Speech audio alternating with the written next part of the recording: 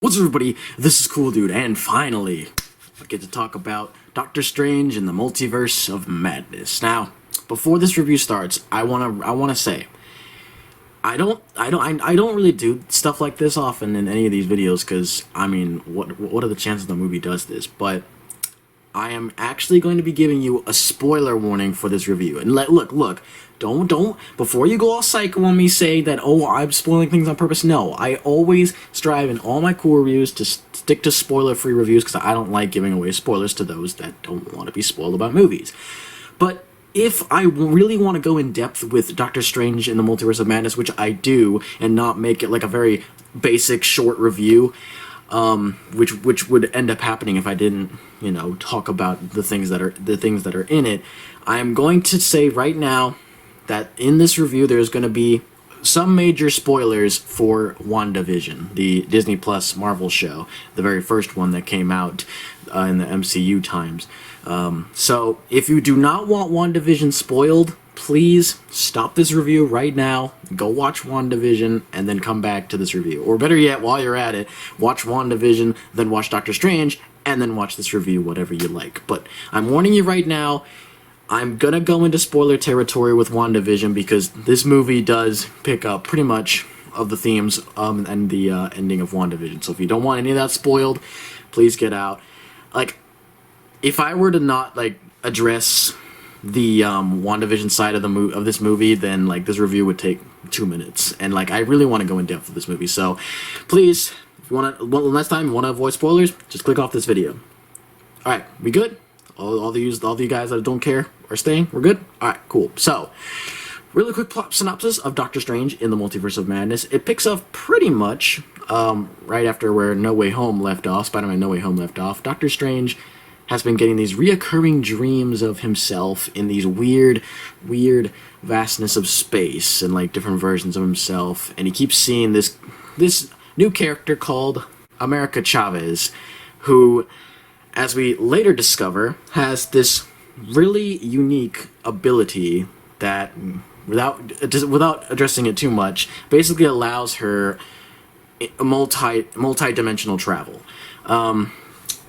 Doctor Strange then, through some, of course, timey-wimey stuff, meets up with America Chavez, and then Doctor Strange, in his attempt to find someone who's hunting her, because someone is hunting her for her powers, he discovers that it's Wanda, aka the Scarlet Witch, who is hunting after her because she is experiencing the same things that Doctor Strange is. She keeps having these dreams where she's in these parallel realities, but she also and where she's with her two boys, the boys that she made up in WandaVision, and she ultimately had to let go of in the end of that show to free the people that she was unintentionally enslaving in Westview. And so WandaVision wants her power to be able to steal the kids, basically, and take them for herself. And so it's up to Doctor Strange to protect America Chavez from Wanda, and subsequently protect the multiverse from her. So that's all the spoilers I'm going to go into, but still, it's WandaVision spoilers. So let's go on to the pros. I like to do the pros first. So pro number one, pretty much Benedict Cumberbatch and Elizabeth Olsen. Those two they just steal the scene in this movie. It's really fantastic. I mean, Benedict Cumberbatch, it's expected because he's a really great actor, and I love, you can tell, especially in this movie, he is really getting into the character of Doctor Strange, and he's really loving the character.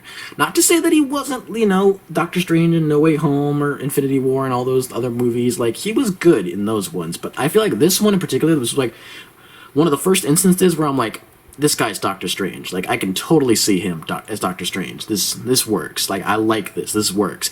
And then Elizabeth Olsen. Oh my God, Elizabeth Olsen. She is awesome in this movie. They give her just a much different role in this one compared to all the other roles as Wanda that she's had in the past Marvel projects. And man, she just works so much better in this new light and in this new setup. And she pretty much steals any scene that she's in. And you can tell she's putting her absolute heart and soul into her performance, and she is absolutely fantastic. So yeah, pretty much any scene, pretty much most, if not all the scenes with Doctor Strange and Wanda are absolutely fantastic, just because the actors are doing such a great job portraying their characters. Pro number two, at least for me, like, I know this is be a subjective pro, is that it is so dark. Like, not to say anything that happens in it, but like, there are quite a bit of there's a lot of dark imagery, and there's a lot of like surprisingly very bloody, nasty stuff in this, and like, you could tell this is Sam Raimi's Marvel movie. Like, he saw the MCU, he saw an opportunity to make one, and he's like, oh, I'm gonna go all in on this, and he did. And you could tell it's his own flavor, but I really love that. I think it's a pro just because this is something unique from the other Marvel movies. It's like, it gives it its own voice, own unique voice to help it stand out, and I like that. I like this little break from the norm because, no offense to Marvel, even though I love like Marvel movies and the MCU, they do tend to get a bit samey after a while. Like, after the same old thing, it's like, okay, I can sense a repetition here, but like, every time, what I like is that every time it feels like the MCU is getting too repetitive or too, samey, they always switch it up with like, bang, here's Civil War, or bang, here's Infinity War, or bang, here's Doctor Strange and the Multiverse of Madness, and that's exactly what they do, and I really love it. Like, I know it's a very subjective pro, I know, because like, that's one of the criticisms people have with this movie, is that it is like really, really dark, and compared to like all the other Marvel movies, it's very, very, very different. But I don't know, for me, it works with the story they're trying to tell, and it greatly accentuates where Wanda is going in the story, and just how far removed she is from the Wanda that we used to know, back in Age of Ultron. And on top of that, it just, again, it gives it such a unique voice, which I like Marvel. I like the MCU movies like that. That's just so unique and different, and you can love them for their own unique ways, in their own, for their own reasons. And that's why I just love the darker tone of this movie. And pro number three is the action. Like, it seems pretty like, really? That's a pro? It seems kind of, obvious, but like, I love the action in this one specifically because it's just so, again, Doctor Strange action. So there's a lot of cool, like, trippy visuals, but they also really give Scarlet Witch a lot of time to shine in this one, where she's like doing a lot of these like, whoa, oh my god, and like, and they make her like they actually make her very like tough. It's like, so yeah, all the fight scenes are they're really visually pleasing, they're beautiful, they're very, very, like, horrific, but, like, in a very, very eye-pleasing way, and they're just, yeah, they're really well done, and they're very, like, diverse, so I really, really like that. And a pro number four is, I really like the pacing, honestly, and yeah, this is shorter than your average Marvel movie, which is, again, very refreshing. It's like, when this movie ended, I'm like, wait, it's over? Like, I was expecting a full 40 minutes. But no, I checked the runtime, and it's like 2 hours, 6 minutes, I think, or something. And so I really like that. And like, I like this movie doesn't really waste time. There's not a lot of scenes in this movie where I'm like, okay, let's move on, this is kind of filler, or like, okay, let's get to the point, like, oh my god, we don't need to focus on this. No, it moves at a nice, swift pace from scene to scene. It gives every scene the right amount of time it deserves, and it moves the story nice and quick. It gives you what you want, exactly what you want, like, in all the time that you want it. And I really, really like that. It has some really great pacing. Really, really great. And also the score is great. I mean, it's Danny Elfman scoring it, and, I know, he's not the same as he used to be with the old scores. He was really, really great back then, but still, it's he still adds his own nice little charm to this, so I really like his score. But even with all this, all these pros being said, oh yeah, but actually, one more thing with the whole, like, action bit. I like that the climax, or the final battle, without giving too much away, is not like your typical Marvel final battle, which I like. And, like, again, don't rag on me too much for this, but, like, at this point, like, I really don't like when Marvel movies or Marvel shows have to be compelled to do, okay, now we're time for the big action sequence in the end, like, boom, boom, everyone's, like, flying around, shooting things, and it's like, okay, I've kind of seen this over and over. Like, when WandaVision did it, I was like, really? This is what we're ending it on? Like, okay. And, like, just, like, stuff like that's, like, I really wish they would just end it differently, or, like, end it in a way that fits the rest of the show. And this movie does that. Like, it is, yes, it still has a fight scene, but it's not like, that's not like the entire climax. That's not the entire ending and the entire climax. And not to give too much away, but I do like where they leave Wanda's story off. I do like the way that they kind of wrap it all up in terms of what she's going through and what she has become. like, I feel like it was an appropriate send-off to her without, again, spoiling too much of what happens to her or what she does or anything like that. But I feel like it was a nice way to wrap that all up. So I did really like the climax of this movie. The climax is really good. Some might say it's a bit anticlimactic, but I think it's just right for this movie. So anyway, with all those pros being said, I do have a few cons with the movie that I think weigh it down from being like a great Marvel, like a fantastic Marvel movie. So let's get to them. The first con for me is that honestly that you have to watch WandaVision in order to understand this. Look, I'm not saying that you're like it's a mandatory to watch WandaVision, but I'm just saying, like, if you don't watch WandaVision, a big chunk of this movie is going to be like, okay, like, why do I care? Or like, where did this come from? Like, especially like it's Wanda's story, like, continued from that show. So like, if you're not caught up with that, good friggin' luck understanding why she's doing any of this. Where did this new attitude of hers come from? And like, wow, just like why is she doing what she does? So I will admit that's a bit sketchy. Like, not to say that I don't understand what they're doing. Like, they're trying to plug their Disney Plus shows. I get it. You want to plug them. You want to be like, hey, you can watch the Disney Plus shows so that, you know, you get a better understanding of the movies and like how these all connect. Like, I get that. But at the same time, like, you shouldn't like, the whole plot shouldn't rest on someone knowing ahead of time a whole show. Like, I feel like that's just a bit unfair. I feel like any Marvel, like a diehard Marvel fan, a so-so Marvel fan, or someone who just wants to watch movies, like, they shouldn't be, someone who only watches the movies and just, like, doesn't really watch the Disney Plus stuff, they should know what's going on. They shouldn't have to watch a show to understand, you know, what's going on in the movie, if that makes sense. So that is a legit gripe that I agree with when people say that, like, this is very WandaVision heavy. Con number two is honestly the side characters. I know I said Doctor Strange and Wanda are like the best characters in the movie, and they really are. It's really their movie. This is their story. It's their movie, and they kill it. But honestly, the side characters, they kind of fell flat for me, and mainly that's because the movie is so, you know, straightforward and to the point that a lot of them feel like either plot devices or they're just kind of there for the sake of being there, like because they need to be there because they're a part of, you know, Doctor Strange's mythos, or they're part of a, you know, one scene or one part of a story. So I will say that the side characters, I mean, as good as the main characters are in Doctor Strange and Wanda, like the other side characters, like, they're okay, they're whatever.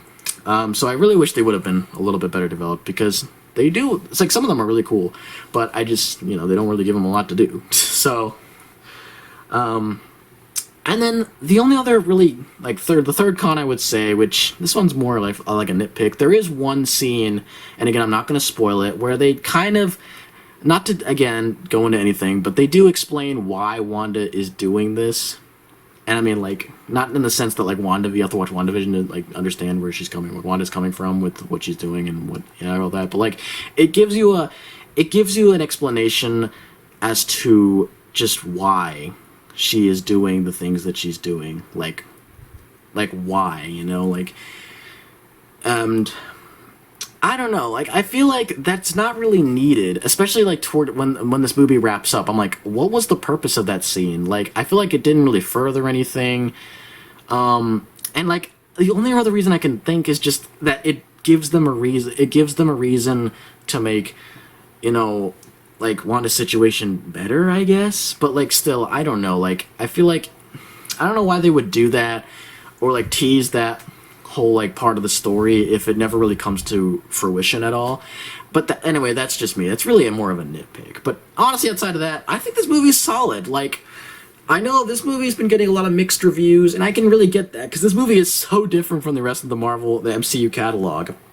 It is dark, it is violent, it is very, very strange. Again, Doctor Strange, but, like, it's just so out there, man, and you can tell it's Sam Raimi's Marvel movie. Like, this is the guy who did Army of Darkness, Evil Dead, all these other movies, and it really shows with this movie. But honestly, I liked it. I really, really liked it.